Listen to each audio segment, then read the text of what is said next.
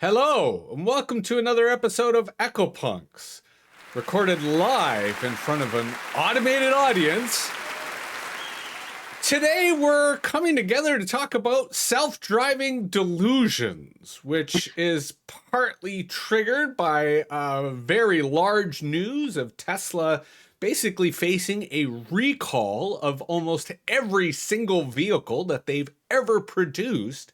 And the recall itself fundamentally targets not so much the self-driving capabilities of Tesla vehicles, but the way in which the self-driving vehicle requires that the human sitting behind the wheel is fully attentive. So the recall is not to affect the self-driving capability, which is highly controversial, highly dangerous, part of the reason that this entire story is happening, but instead the recall has to do with the driver's tendency to ignore all warnings, to ignore all guidance, and assume that the self-driving capabilities are robust enough to put their life into their hands. And in that sense, this is also a story of marketing gone wild, because many people buy Tesla vehicles precisely because Elon Musk says that they are self-driving. So on the one hand, the company is promising that they're self-driving, but on the other hand, wink, wink, nudge, nudge, they're not exactly safe for self-driving. So what does this say about people's expectations of a Tesla vehicle? What does this say about recalls in the age of automated software? And what does this say in general about our confidence or hope in self-driving cars and vehicles as a concept? I'm joined today by Jan Lemke, Greg Majster, Sherida Ryan, and David Ryan to talk about the larger dynamic in which this historic recall takes place. So with that intro kind of laid out of the way, Jan, why don't I throw to you first? Because, you know, Elon Musk is someone who we've spoken about previously. He is not a new subject to anyone listening, or to arguably anyone on the planet. I'm curious to hear your take on this story and why you feel that this is significant enough for us to do a podcast, even though I admit I'm the one who called it. But all four of you have showed up, so I'm curious as to why. Yeah, let's maybe start with the term delusion, which is brilliantly chosen in the context of autonomous self-driving vehicles and in the context of Elon Musk, who, if I'm not entirely wrong, predicted in 2016 or 17 that by the end of 2018, there would be hundreds of thousands of self-driving autonomous vehicles on the streets of the United States, which is still not the case 5 years later. So this, I think, is where the delusion starts. I think it continues along the language that is being used here, which is, in my opinion, outright dangerous, right? So, as you stated rightfully so, Jesse, this is being called and positioned as a recall, while Elon Musk chooses to call it a software update. And other headlines have, chosen different language again. And no, people have died in this context. It is not a software update. It is a really, really serious threat to humanity that is going on there. And if we then take a step back here and look at recalls in other industries, right? If we take a look at what is happening at Panera around caffeinated lemonade at the moment, if we take a look at what happened years ago at Chipotle in the United States when the salad had gone wrong, or at Baskin Robbins, who had sold one frozen cake a couple of years ago that was, bad with salmonella, then I'm wondering, what does that even tell us about the importance of cars in society if deaths are being taken into account with language around software updates? That's I think a really powerful condemnation of the way in which Elon Musk is handling this. And I think you're right in saying that the auto industry has this kind of privileged position, because there was another recall that I was reading around, or Nature Valley, and one of their granolas, which has not only made people sick, but has also induced disability because of the severe impact that it had. And it is interesting that, as I mentioned in the intro, this is a recall of every single vehicle they've ever built. Like, that's huge. And to your point, him trying to make it like it's no big deal because it's a software update does seem a little disingenuous and does seem to be minimizing the real safety risks that this poses. So, Sherida, you strike me as the furthest thing from a car person. What attracts you to this topic and this conversation? I think what, attracts me is I kind of look at Elon Musk as, a complete combustible fire. Just about anything he touches seems to go belly up. So that's probably, why I'm doing this. And also one of my friends, Molly, has begun to count how many Teslas there are on the road because she wants to become more aware of Teslas in case they, basically are self-driving and they break down so she can get out of their way. Which is hilarious because I think Molly's not alone. I think the amount of people who are increasingly seeing them as hazards on the road, right? And the assumption being that not just that they break down, but maybe the person in the car is not responsible enough to be in control of the car. So Stro, I know that you're someone who's often very critical of technology and very critical of corporate power. What brings you to today's conversation? Yeah, when I read it, I was like, this is kind of interesting because as you know, I'm into cars a little bit, and I'm not necessarily against technology, maybe useless technology. I'm definitely very critical of, corporate power and capitalism in general because of the oppression and that it creates. But um, I'm just trying to put everything into context. I only read the article. I really don't know much about in more of the context than what I've heard here in the article that we're talking about. I think it was a CNN article about the recall, and it's making me think that the initial comparison is to food, and I don't think we can compare it the same way because cars are not necessary for our survival. Our food chain is, and I think there's a huge difference in how we approach the recall.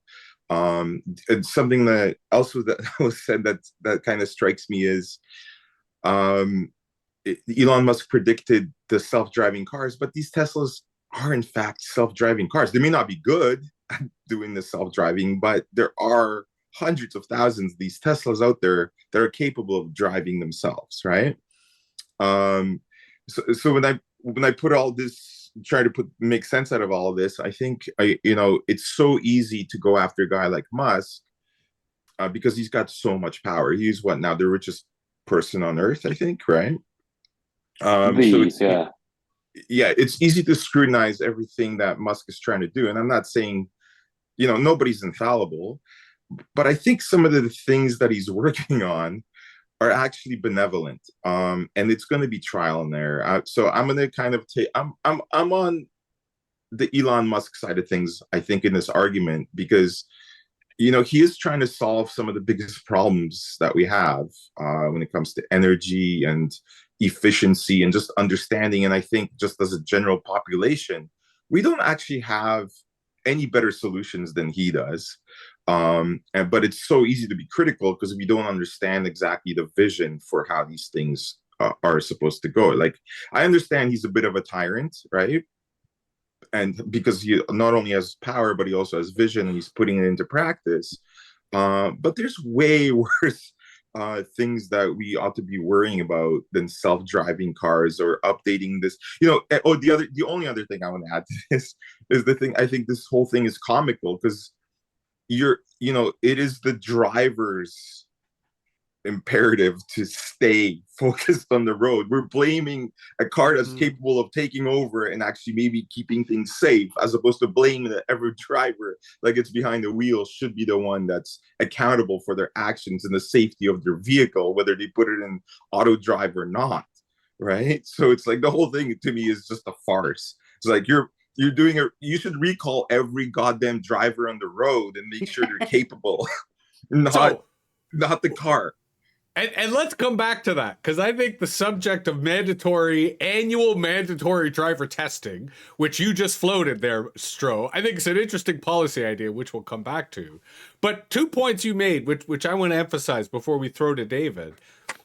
Elon Musk's primary agenda is to keep these cars on the road.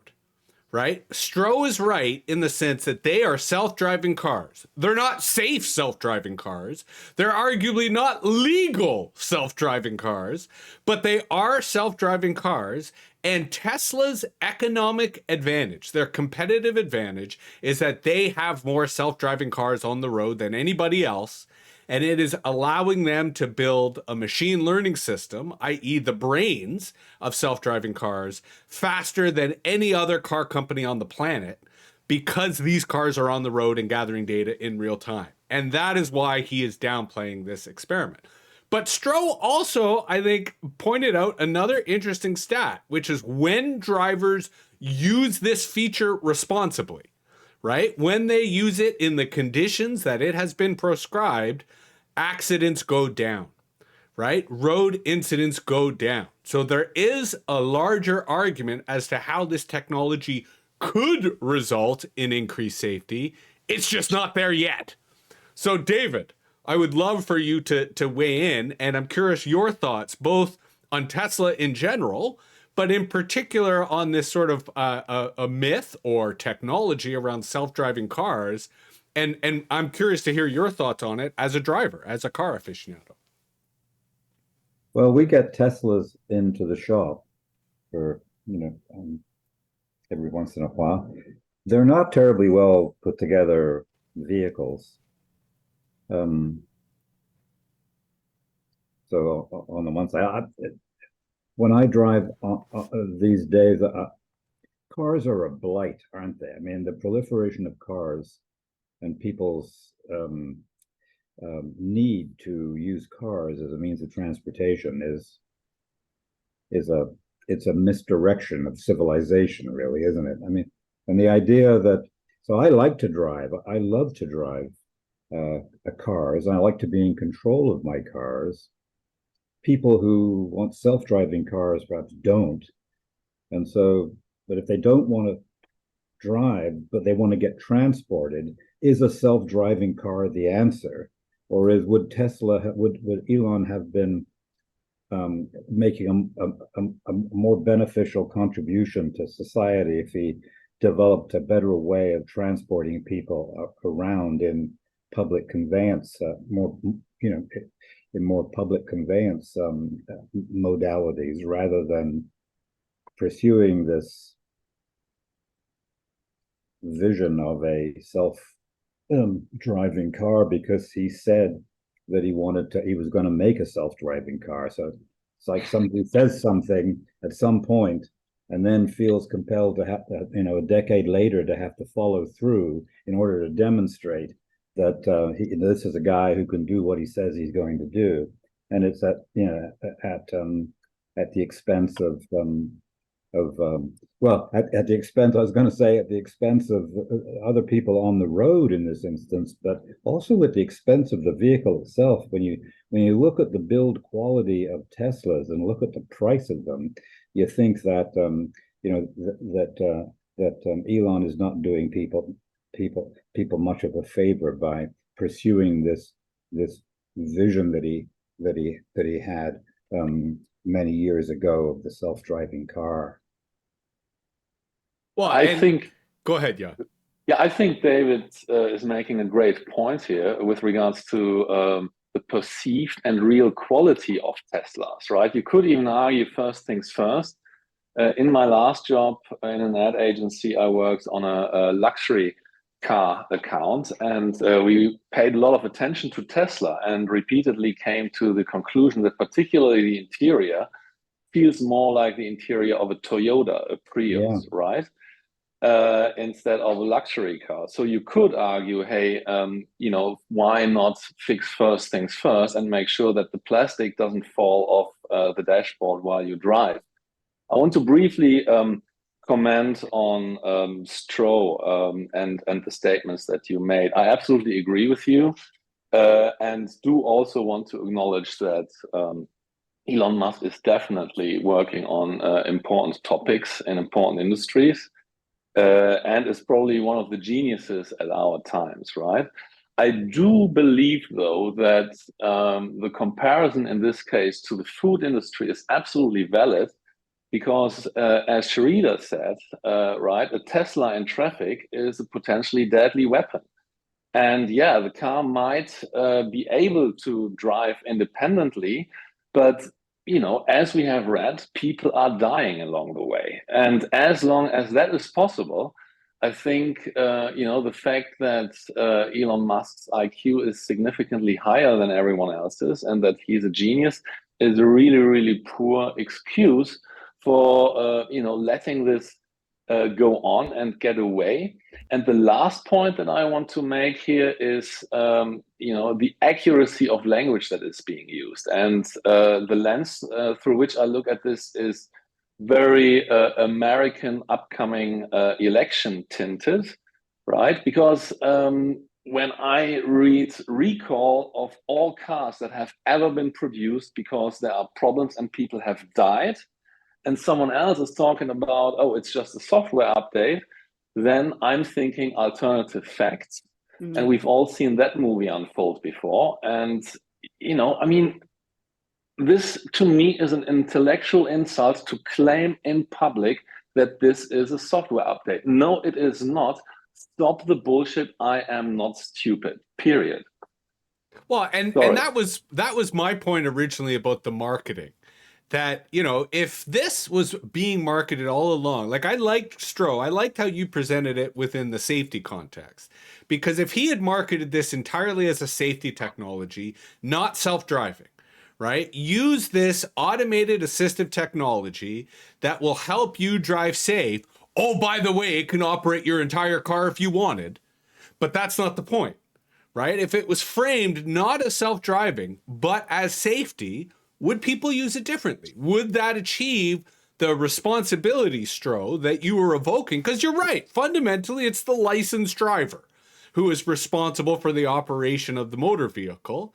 And yet, I think the danger of the rhetoric and the marketing spin is that it gives people a false sense of security in the technology. So they're trusting the technology rather than, to your point, Stroh, fundamentally being responsible themselves. So I'm curious, Stroh, whether you think that this is partly an issue of storytelling, of marketing, or whether you think, to your point, people are focusing on the underlying technology because it is potentially empowering and liberating. Absolutely. It is definitely about storytelling, right? So I think it's the PR that, because do we really know what the update's going to be, right? What this recall is about? I don't know. And I actually don't know the stats of like how many Teslas have killed, like how many Tesla cars have killed people as opposed to cars that don't have that technology inside the car either, right? Like I still think that the Tesla is a safer car than your general combustible engine car with the driver behind it that's actually fully responsible. I don't know. Why do you say that, Stroh? Why do you, the operational word in your sentences was the word think.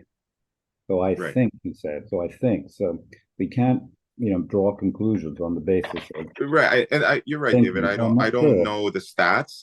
I'm assuming that because most of the motor vehicle accidents out there are actually caused by the driver, and that's, I don't have the facts. I don't have the stats. But that's my point, though. If the accident is fundamentally caused by the driver, and the driver of a Tesla is given a false sense of arrogance that their car is safer or that their car is magical because it can drive itself, is that not then the driver who is ultimately responsible, but it's the culture and the story that allows that driver to be less responsible or more complacent? Do you think that's a factor? And I think that's exactly right. And I'm just saying it's always the driver, whether it's behind the wheel of a Tesla or behind the wheel of any other vehicle. It is up to the driver. And so it's the storytelling that's the issue here, because it shouldn't have never been marketed as anything, but you're still the driver of this car and you're still responsible for what it does. Does that bring us back then? Sorry, David, you go ahead. I don't know of another car that swerves to the left. That's what Teslas do when they're in self-driving mode. But let me go back to ask, we're making a lot of assumptions about things here that I'm not sure are valid. So do people have confidence in their in the self-driving element? And I don't want to even call it self-driving because it's not self-driving. Yeah, but here's the point. Sorry. Do they have confidence in it? I suspect that most don't, and people don't buy the Tesla for its self-driving. They buy it for its But here's the thing, David, this country that I'm living in, right, has a population, parts of which eat light bulbs and drink dye, when the president says that, we'll save them from COVID. Where I'm going with this is my previous point about the accuracy of language, because I think Stroh made just a really good point when he said these cars should have never been marketed as self-driving or autonomous. If you tell me, English as a second language, hey, this car is self-driving, then to me, this car must be self-driving, and autonomous means autonomous. And no, the asterisk says you have to pay attention at all times and keep your hands at the steering wheel and look in the back rear view mirror. So what is it? Is it autonomous or is it not autonomous? And if it isn't, then don't call it autonomous. Another marketing idea here that just came up based on what you first said, David, when you said you're not interested in self-driving because you like driving cars. If I had anything to say at Tesla, I would maybe use this as an opportunity to focus on the fun that it is to drive a Tesla. I wouldn't even go to autonomous and self-driving. I would try to take this out of my value proposition as much as I could. And, I've never sat behind the wheel of a Tesla, but the few people that I know who have say, hey, it's actually okay to drive this. So why not talk a little bit about the fun of driving a vehicle? I personally never got the need to outsource that to a machine either. I mean, the value add to me from a Tesla, other than its ecological implications, is its speed of acceleration. The electric motor is very, very fast. And that's fun. Well, and this is the Cybertruck. Be more dangerous than the self-driving. Yes. Okay, you are. And the larger, I want to throw to Sherida, just coming back to Musk, but the other context here is the Cybertruck, right? And the Cybertruck is a bit of a disaster in the sense that it goes really fast, but the cost of repair to the Cybertruck is going to be astronomical because of the steel that they've used as part of it. And the function of the Cybertruck is still kind of to be determined. So it strikes me that we're talking about the story, we're talking about the culture.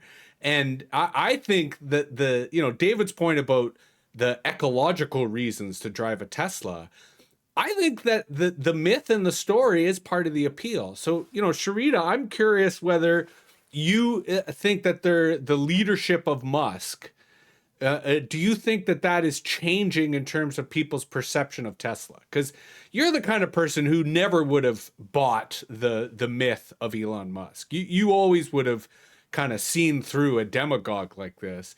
Do you think other people are starting to see through that myth? And do you think it will fundamentally impact how people perceive or trust Tesla? Because your anecdote about Molly, I don't think is isolated. Right? The fact that Molly is now distrusting Teslas on the road and is approaching Teslas on the road the way some people approach, say, white vans, that they're inherently suspicious and you always have to watch out what they're going to do. How much of that is the vehicle and how much of that is the leader, right, of the company? I think I want to come at this from the point of view of unintended consequences. Musk is a classic example. For instance, in terms of, what used to be Twitter, in terms of the unexpected consequences of him taking the lead at Twitter. I mean, basically, for many people, he's destroyed that type of communication. Other people, he hasn't. But the whole thing of unintended consequences, I don't think he pays much attention to that. He's very much of the, the godlike Ayn Rand hero, right? He's, a genius. He's brilliant. I don't know. I don't know that I would describe him a genius. I agree. I agree with you. Yeah, basically because there are many areas of his life that he doesn't act like a genius. He's a misogynist, right? He has the money. Yes. And the risk taking, but the ideas that he implements are somebody else's. So, I really think that we have to look at unintended consequences and the unintended consequences of the Tesla and pair that with the narrative that is being put out that, oh boy, it's a self-driving car. I'll get in this car and I'll be a better driver. Nuts. And it goes back to Stroh's original argument, which I'm partial to, which is fundamentally the driver is responsible. Yeah. Right. And if anything, this technology should be making the driver more responsible. So Stroh, allow me to throw you a curveball. Yeah. Because of all of the five of us present here today, you probably have the greatest respect or esteem of Musk. If Trump wins next year, or if Trump makes such let's assume he doesn't win, but he competes effectively enough that he can claim that he won, right? Because we all know he will that do no matter what. Right. We all know that if he loses, he's going to claim that he wins. How does that impact Musk? Right? Does Trump's return, does Trump's resurgence impact the perception and reputation of Musk, to Sherida's point, because of the way in which Musk has kind of embodied X, right? What used to be Twitter. And Musk is now a kind of political figure. So is his fortune tied to Trump, or should we be treating them independently?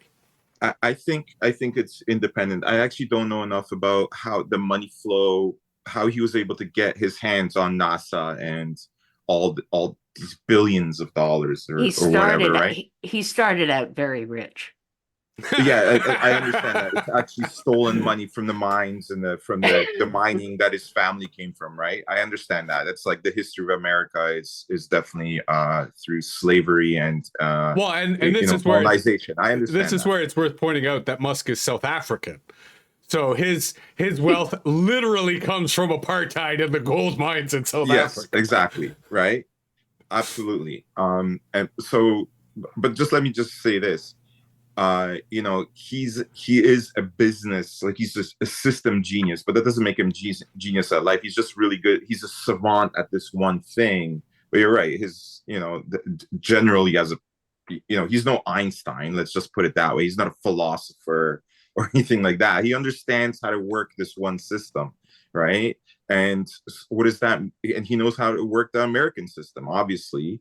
And so I don't know the ins and outs of how his access to that was there, because I would like some access to that money too, right? Like I would get in on it to try to do good with it. But ultimately, fundamentally, I think he means well, even though he may not be a very well-adjusted human being, and his reality is nothing from what reality is like for 99.999, etc. % of the population, right? I don't, and again, I think what happens in the next election, if Trump is actually running, I mean, that is going to be a whole other shit show, that we have to deal with. And I think keeping what Musk is actually, the problems he's working on separate from that are important, and you should keep the science away from the politics and the religion. Good luck with that, Jan. Yeah. Jan, you're sort of shaking your head here, please.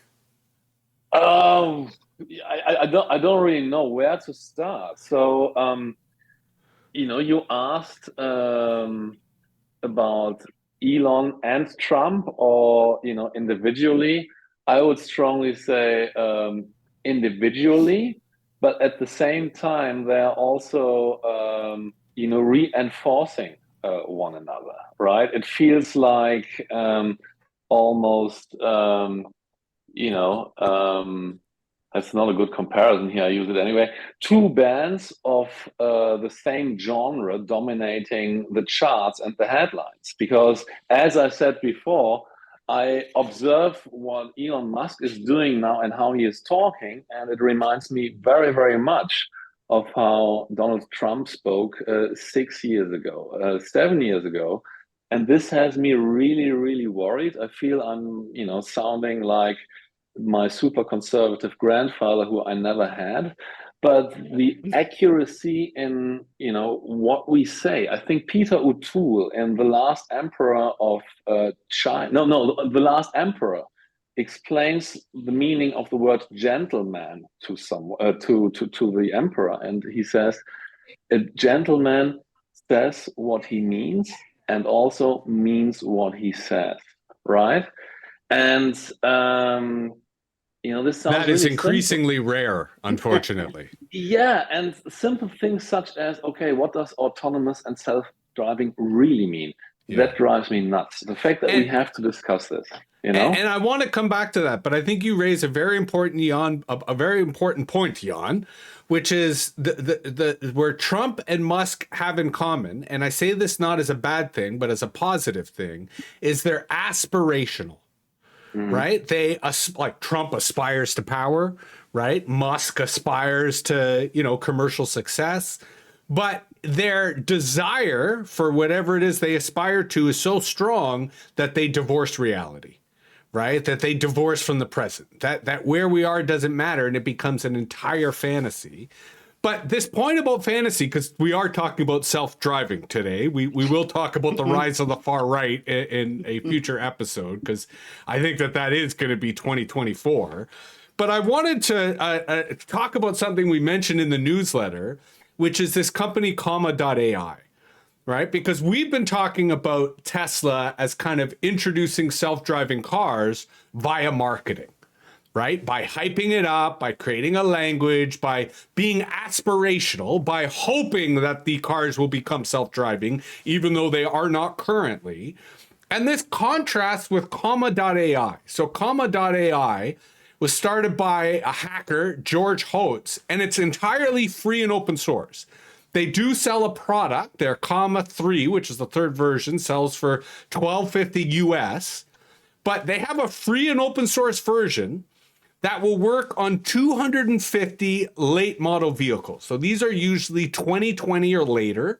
So these are cars that have been released in the last 4 years, and they're able to tap into the computer on the vehicle and take control over a lot of the safety stuff, like the lane assist, the adaptive cruise control, the automatic braking systems, so that you as the driver can have greater control. But then this is basically a third party aftermarket self-driving vehicle product. Now, unlike Tesla, they do not actually market as self-driving, right? Partly for legal reasons, but like Tesla, they are aspirational, right? And when you listen to the interviews that they often have in terms of the kind of the long road map or the vision, as they see themselves as the Android to Tesla's Apple. The idea that Tesla has the premium part of the market where people are spending a lot of money to get a Tesla vehicle versus these guys for very cheap, even free, will allow you to have access to the same technology, only they are phrasing it differently, even though they have the same roadmap for self-driving vehicles. Now, the auto industry hates comma.ai. They think that they're irresponsible. They think that they're renegades because they're doing this outside of the traditional industry formats.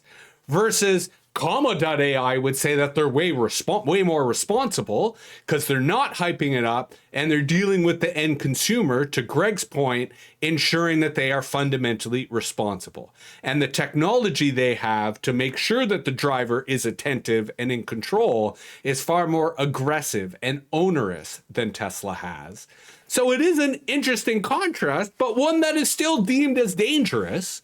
So it begs two questions. Are people like Greg who are interested in the technology, like Greg, would you go and install this on your own if you had the means? Or conversely, is this an example of more danger, right? Of more hype, only because the industry can no longer control these capabilities. If they don't build them into their cars, some hacker is going to develop it externally as an aftermarket add-on.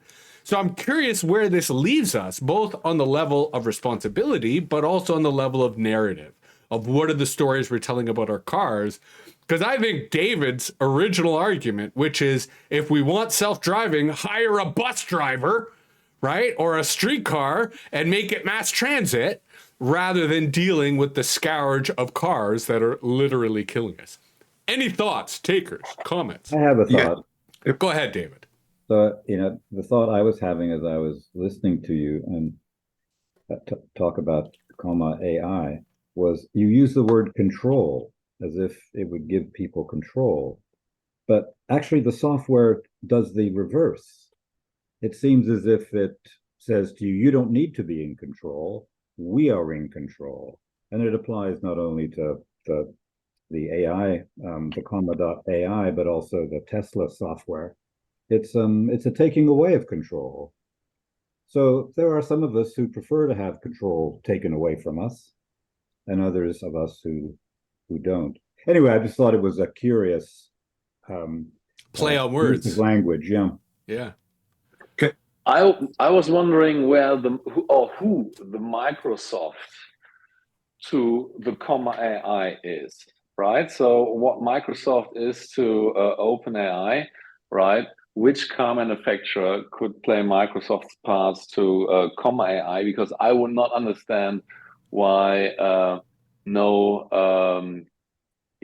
sizable car manufacturer would try to scoop them up. You can demonize them. Yeah, they don't let themselves being scooped up. The short answer is GM Cruise would be the Windows. And of course, GM Cruise has had their own scandal in the last 2 weeks because, again, they had a self-driving car kill someone. And the details around that were covered up by Cruise. And so the executive in charge of Cruise was fired. They shut down all of their pilot projects. So that's the equivalent of the Microsoft version. But then to your last point, no, comma.ai would not sell it to anyone. It's a zealot, right? George Hotz is a zealot. He's a true believer. He's got enough money. He doesn't need to sell out. They're going to see it to the long haul. Stro, you wanted to jump in. Yeah, I keep thinking about this would be a good comparison to the food industry, right? Because we know how important our food supply chain is and how do we ensure quality? Well, as important as we know and as many systems as we have in place to ensure that nobody dies from listeria or whatever, right? It still happens all the time. So it's like, how can we be sure that this technology is actually safe? Cars aren't safe when people are behind it, even though they're licensed to do it, right? Like there's always going to be some infallibility involved. And for that reason, I like to, I actually have had the privilege of driving a Tesla. I got to drive one of those plaid Teslas. Let me tell you, that is the most fun thing I've ever been behind the wheel of, right? Like it's the fastest production car ever made. Incredible. Like 0 to 100 in 1 second. It's like you literally go plat. incredible, right? But I would never put that car into auto mode or whatever, because that's not the point of driving a vehicle. Like, you're kind of missing the point. And the bus is a bicycle is a way better way to get around, you know, like if you don't really want to engage with the vehicle and be present, it's no different than a horse. You kind of have to want to do it and be comfortable doing it and have a relationship with that thing. So, you know, this other company that's kind of getting on board, like we need something in place to make sure that the technology is actually safe and fail safe, right? And what are the risks we're willing to take, you know, like to allow that to happen. So I would never put that in my car. But again, I'm a driver. I'm not you know, like I'd rather take the bus if I can't drive, kind of thing. Yeah. I don't know if that makes sense, but you know what I mean. Yeah, you know, that little anecdote that you just shared, Jesse, about GM and the death and the cover up, that's driving me absolutely crazy here, right? As I said in my introduction, I'm really, really wondering what the status and the role of the car industry in our society is, right? One of my favorite absurdities is that pedestrian interference is a felony, right? Which is like absolutely mind-blowing. Pedestrian interference, just think about that. Yeah. And although you do live in New York, the jaywalking capital of North America. but still, come on, please. And again, you know, imagine, let's say that at Taco Bell's, imagine someone died at Taco Bell 2 weeks ago. What do you think would have happened, right? And here is someone and GM and a cover up and no one hears about it. And I think, you know, to your point, what needs to happen with people like Comma AI and other little companies, Jesse, I think there needs to be some David against Goliath movement in order to free us of the shackles of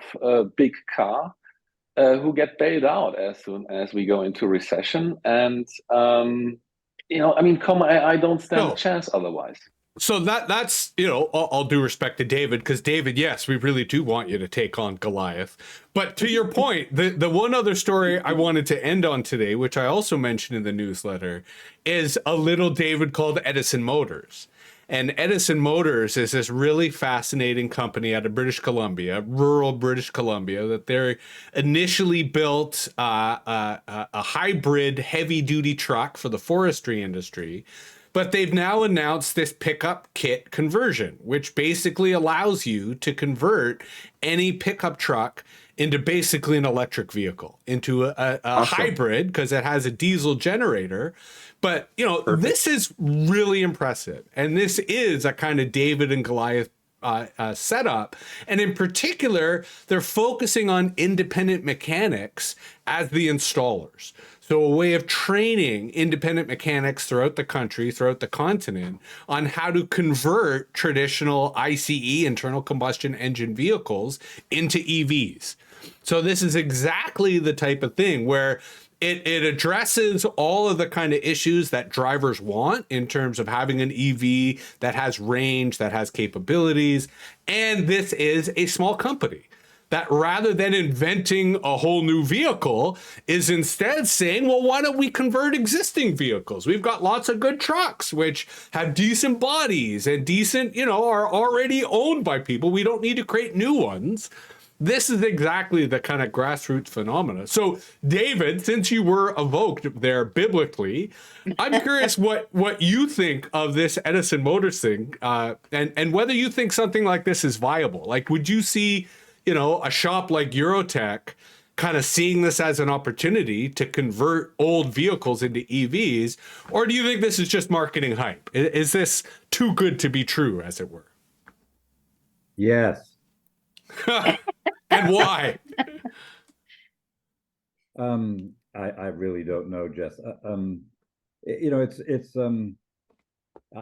I really don't know what to say. It's a great idea, it seems like, and you know, good on them for that. What is that? What is the word for those people who tinker away at things and tinkerers? Tinker away at things and you know, do things that no one has thought of before, or that people wish that they had done. And Yeah, it's great, and it may catch on. I can't imagine Eurotech, my guys, being interested in, like, they would just kind of roll their eyes and say, we have a hard enough time dealing with the most refined engineering in the world these days, let alone some small company. But what do I know? It definitely has potential, to Jan's point about a kind of grassroots response to big auto. Other thoughts on these kinds of, David Goliath dynamics? Go ahead, Stro.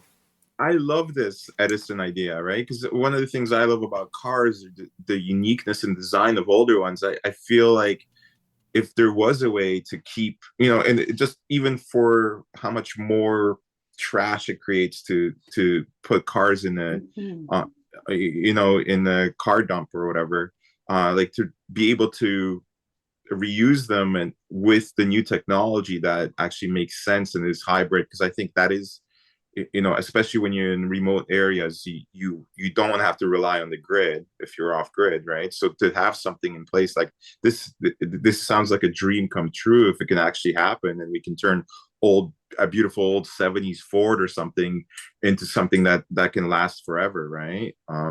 Especially with other technologies that you can use, like 3D printing and things like that to actually keep the parts going. If we map it all out, I think that's wonderful. That's really cool. And go Edison. Right on. Yeah, I love initiatives like this one.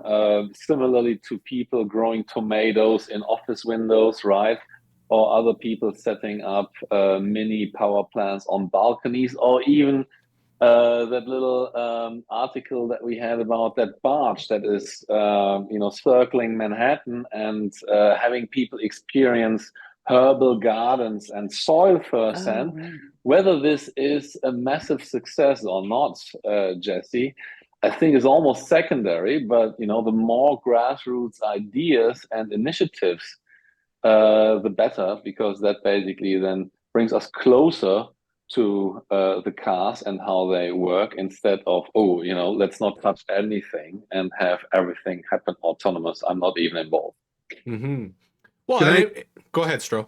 Sorry, can I just add one more thing? Like something just popped in my mind is like, I think the real issue with Tesla and in comparison to Edison or David and Goliath and the food industry is that when we create things that are too big, they get out of our control. That every farmer that takes care of it, hands-on their land, the food source, that food is generally going to be safe and good quality.